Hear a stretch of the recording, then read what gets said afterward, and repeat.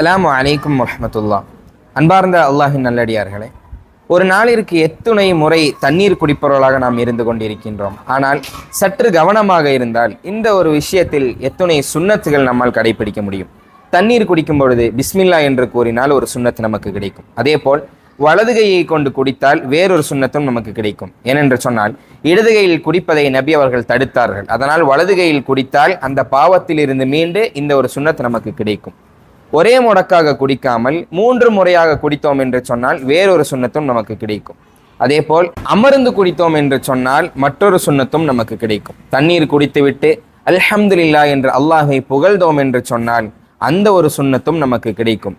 நாம் சற்று கவனமாக இருந்தால் இது போன்ற சின்ன விஷயத்தில் கூட நபி அவர்களின் பல்வேறு சுன்னத்துகளை நம்மால் பின்பற்ற முடியும். அதனால் நம்முடைய வாழ்க்கையில் நபி அவர்களுடைய சுன்னத்துகளை முடிந்தவரை பேணக்கூடியவர்களாக நாம் ஆர்வமாக.